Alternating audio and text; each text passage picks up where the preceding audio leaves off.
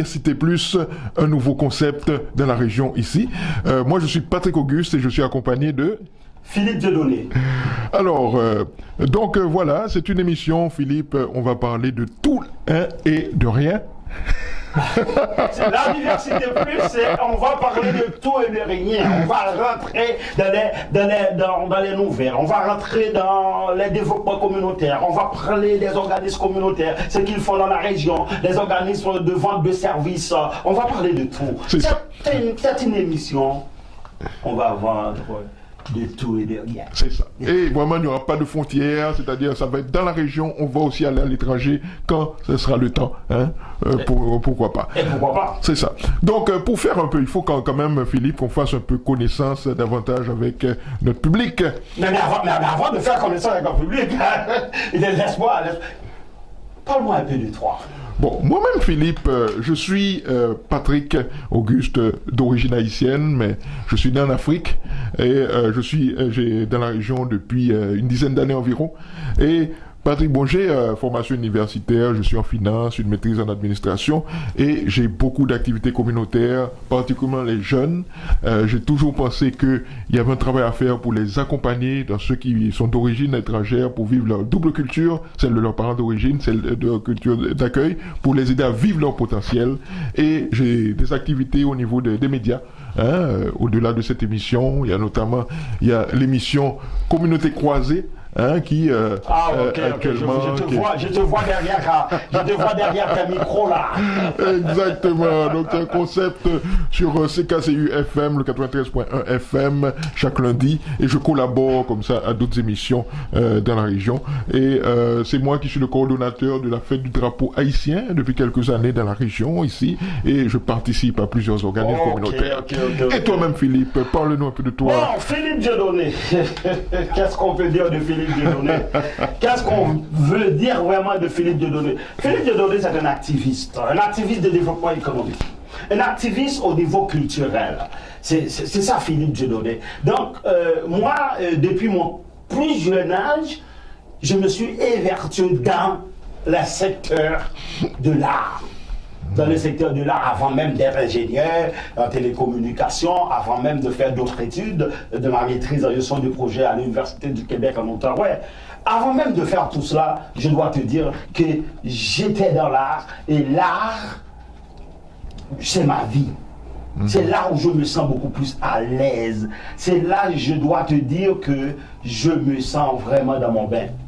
Donc, comme tu peux le voir, je viens d'intervenir pas longtemps dans une émission pour parler de l'importance des élections municipales et des élections au niveau des conseils scolaires. Donc vous allez écouter un petit peu de une partie de cet épisode. C'est ça. Et puis Philippe, il faut dire que nos amis auditeurs et ceux qui nous suivent vont apprendre à nous découvrir, à nous connaître davantage, parce que aujourd'hui c'est une expérience nouvelle qui commence. Et on va se retrouver comme ça régulièrement sur nos ondes pour pouvoir parler de sujets qui nous intéressent. Parle-nous un peu de ce qu'on vient de voir. En définitive, notre ami Béranger, lui, pour lui, l'élection municipale, ce n'est pas important. Lui, ce qui l'intéresse, c'est l'élection fédérale. Notre ami, lui, il ne comprend rien de ce qu'on appelle les élections des conseillers scolaires. Parce que ce n'était pas un vécu de chez lui. Ce n'était pas un vécu de chez lui, il n'y avait pas de conseillers scolaires. Tu comprends? Donc, moi j'étais là pour leur expliquer l'importance des élections municipales et l'importance aussi des conseillers scolaires. Parce que ce sont eux qui travaillent au niveau local. Ce sont eux qui sont là au niveau du développement durable de nos communautés.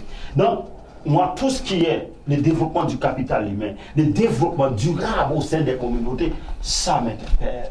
Ça m'interpelle. Et je me suis évertué là-dedans. Absolument. Donc c'est tout à ton honneur, Philippe. Alors aujourd'hui, pour cette émission-là, nous allons quand même mettre l'accent sur un nouveau projet, on peut dire, ici dans la région, qui est vraiment en train de faire son chemin de façon remarquable. C'est le projet de coopérative communautaire Multiservice, l'union fait la force. L'union fait la force. Tu parles de la CCMUF. Absolument. La CCMUF, c'est la coopérative communautaire multiservice. L'union fait la force. Nous sommes incorporés et validés depuis le 4 juin par le ministère des Finances de l'Ontario. Absolument. Donc Philippe, il faut dire que cette idée, c'était l'idée de vraiment de travailler à un développement, à une création de la richesse dans nos communautés à travers le développement de patrimoine immobilier. Exactement, parce que ce qui est important, c'est qu'il faut qu'on arrive à développer ensemble et de la richesse, à créer ensemble de la richesse. Mais comment créer de la richesse? C'est vrai qu'on peut créer de la richesse individuellement, mais collectivement. Qu'est-ce qu'on a déjà fait collectivement? Donc, on a pris la décision de voir comment on peut développer un patrimoine immobilier au sein de notre communauté. Donc, nous sommes dans Real Estate, nous sommes en train de construire un nouveau mouvement pour que, comme les Arabes, les Juifs, les autres communautés qui ont développé des patrimoines, nous aimerions aussi, nous aussi, développer des patrimoines immobiliers. Absolument. Et Philippe, c'est une idée dont tu fais la promotion depuis quelques temps déjà, mais on peut dire que c'est au mois de janvier dernier, à l'occasion de la commémoration du tremblement de terre 2010 en Haïti, organisé par le FESOG, que tu as présenté cette idée à nouveau au public présent, et on a senti vraiment qu'il y avait une réaction spontanée du public, et cette idée a connu un nouvel élan. Je me rappelle encore quand on a lancé le mouvement. Donc, il y avait Luc Thermonville, celui qui vient nous donner cette opportunité avec BAE Média de pouvoir lancer cette émission. Il nous a dit, moi, je suis prêt à doubler ce que vous allez recevoir ce soir.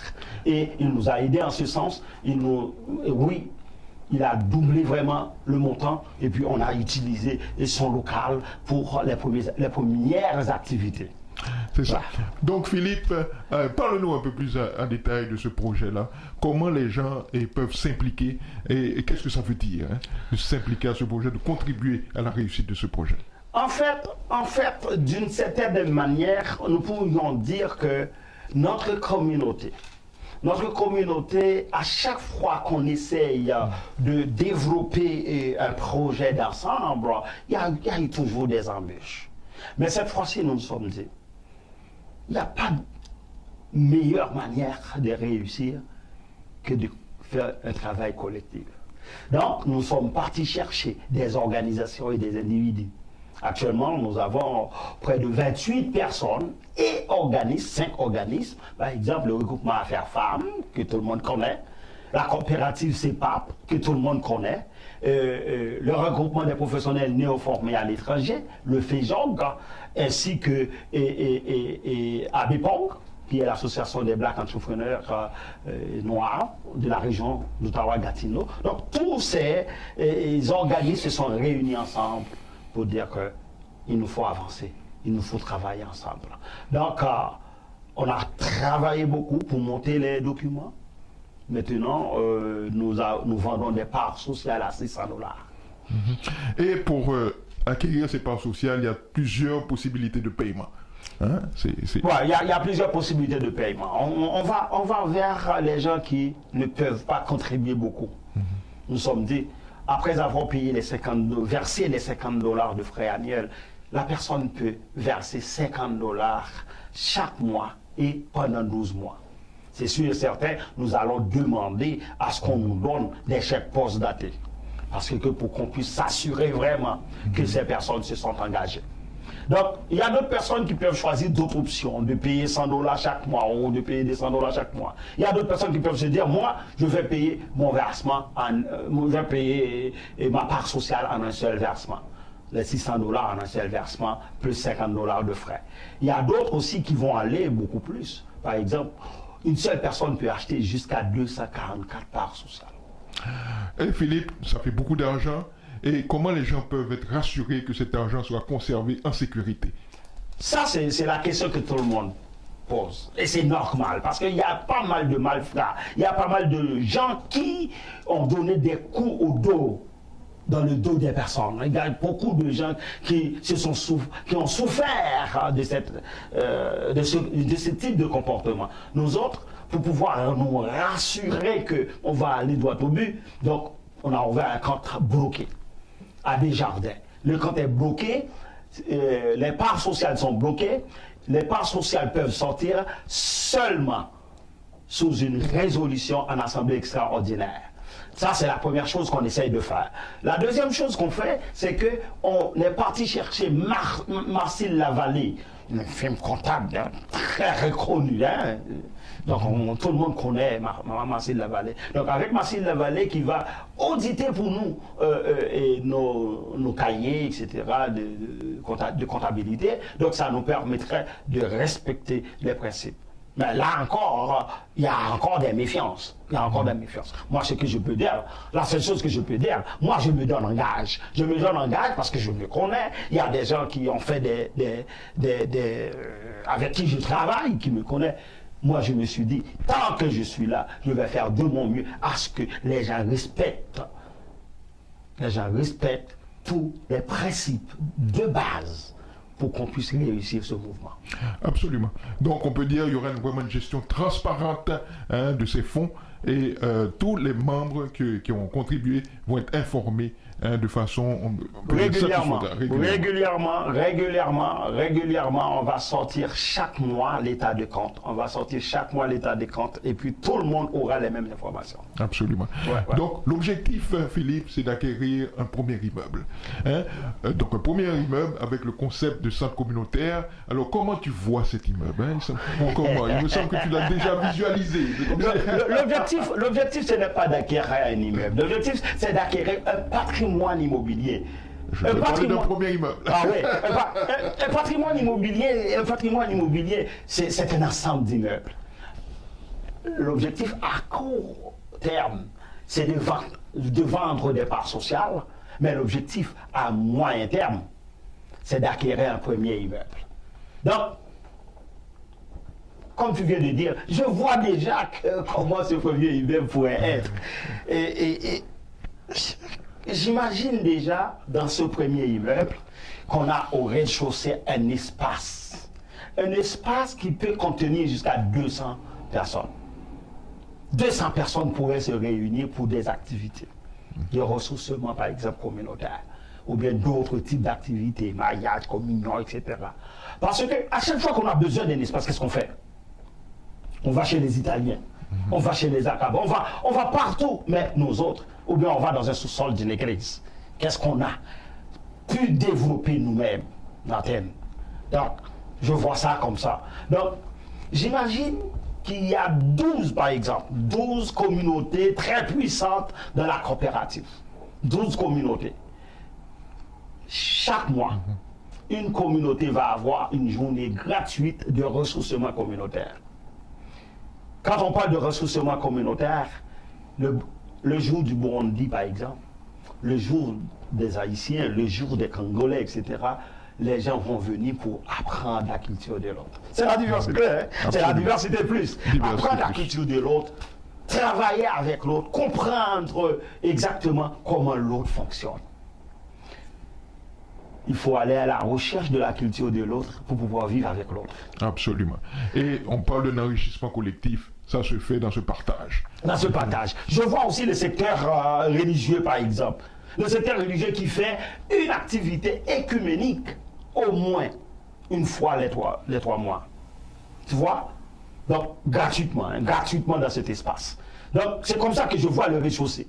Je vois, par exemple, le premier niveau avec des activités, non seulement des activités économiques, par exemple, des kiosques de restauration, des kiosques de restauration de pays de différents pays, des kiosques de vente de produits afro-caribéens.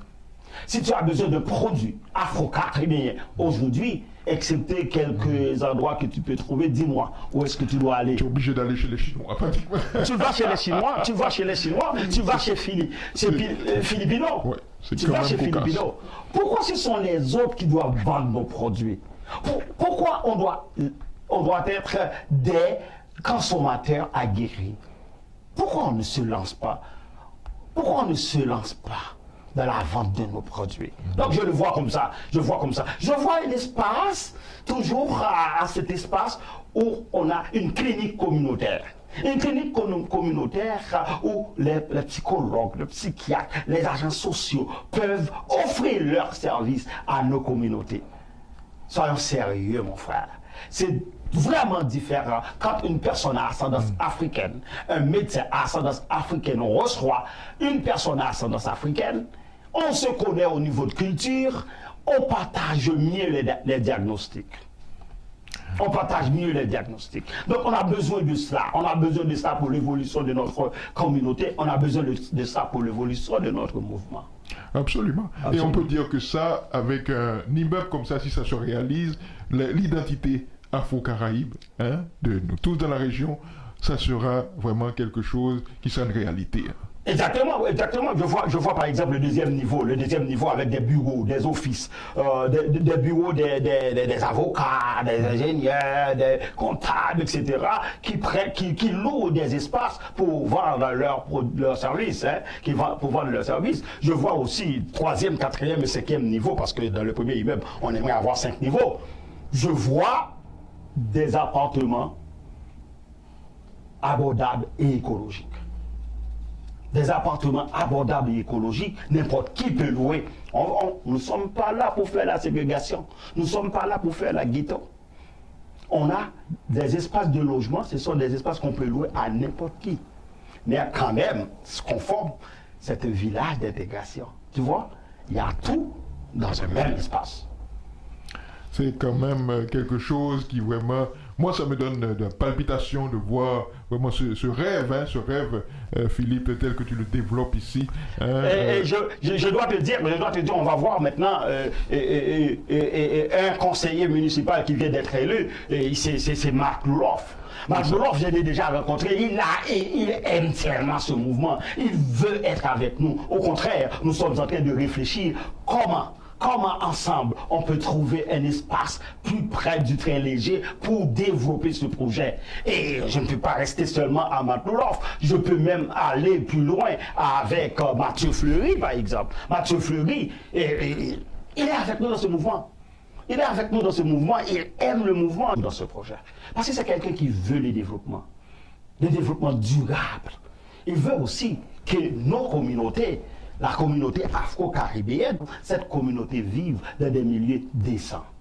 Tu vois? Donc, ce sont des personnalités qui sont avec nous dans ce mouvement, sans oublier d'autres personnalités de la communauté d'accueil. Je peux parler par exemple de Diane Laflamme-Miette. Je peux parler par exemple de Jacques Miette. Ce sont des personnes qui sont membres de notre comité de gestion. Et notre secrétaire, c'est Diane Laflamme-Miette. Donc pour vous dire que c'est un mouvement qui est déjà embrassé par des personnes qui voient très loin pour le développement durable de nos communautés. Ce sont des sympathisants de notre communauté. Maintenant, on attend les personnalités de notre communauté pour participer avec nous dans ce grand mouvement. C'est un rêve. C'est un rêve qui va devenir une réalité. Alors, parle-nous un peu de cette collaboration avec Desjardins. Comment ce partenariat, comment il se développe? Desjardins embrasse le mouvement. Desjardins aime tellement notre mouvement. Donc, Desjardins, d'ailleurs, Desjardins nous offre son local, ainsi que hors d'œuvre, collation gratuitement pour le lancement de ce mouvement. Alors, le lancement qui va se faire le 8 novembre. Le lancement de ce mouvement va se faire le 8 novembre. Le 8 novembre, le jeudi 8 novembre, de 18h à 20h, on sera sur Desjardins. On peut dire l'adresse, donnons l'adresse précise. Et les gens qui veulent verser leur cotisation pour la coopérative auront l'occasion de le faire sur place. OK? Et puis, Desjardins nous offre aussi quelque chose d'extraordinaire.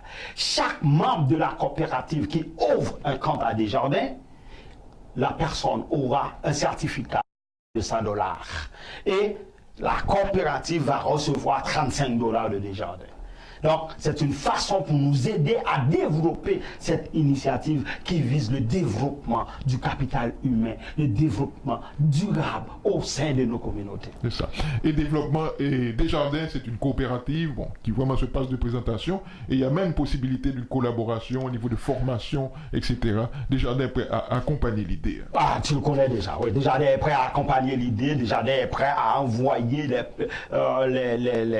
personnels, je peux dire les conseillers financiers à venir nous offrir des ateliers de formation pour qu'on puisse avancer avec ce mouvement. Je ne veux pas oublier aussi CCO, la coopération de l'Ontario, des coopératives de l'Ontario. CCO aussi nous a aidés dans ce cheminement. CCO était avec nous depuis le départ, depuis la préparation des prospectus, depuis la préparation des règlements, etc. Je dois remercier Jean-François Parent qui était avec nous présent dans ce mouvement. Donc, nous sommes dans un mouvement qui doit réussir. Donc, nous sommes là en train de travailler ensemble. Nous avons une coopérative afro-caribéenne.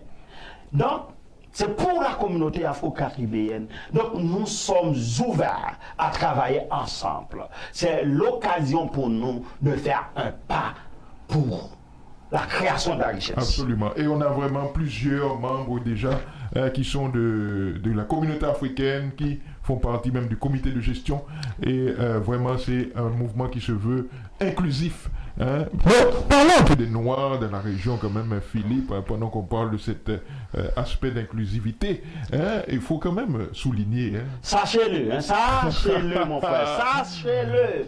Il faut le savoir mon frère. Absolument. Nous étions ici depuis l'arrivée de Samuel de Champlain. Absolument. Je pense que tu te rappelles avec qui Samuel de Champlain était venu. Olivier le Jeune. Olivier le Jeune. Et s'en suivit Mathieu d'Acosta et d'autres personnalités. Notre présence au Canada et nos contributions importantes à notre patrie qui est le Canada d'aujourd'hui précèdent la formation du pays de plus de 150 ans. Absolument. En fait, jusqu'à 1961, plus de la moitié des Noirs qui vivaient au Canada y étaient nés. Sachez-le, y étaient nés. Donc, pour bâtir le Canada et le façonner comme le Canada est aujourd'hui, on a profité de la communauté noire. Absolument. Il y a certaines personnes qui ont même travaillé sans solde pour bâtir le Canada. Sachez-le, mon frère, nous étions là dans la construction du Canada. Et aujourd'hui, est-ce que nous formons vraiment une communauté? La communauté, c'est toujours... on a quelque chose en commun. Oui, nous sommes ascendance africaine, on a quelque chose en commun. Mais est-ce qu'on a pu bâtir une communauté d'ici? Je comprends, chacun vient dans ce pays avec l'objectif de développer une année, 2 années après. Chacun va se développer individuellement, mais collectivement. Qu'est-ce que nous allons laisser pour nos enfants? Qu'est-ce qu'on a comme identité? Il y a une crise identitaire ici, hein? Il y a une crise identitaire. Et cette crise identitaire, on peut l'atténuer en feu. Par exemple, l'infrastructure.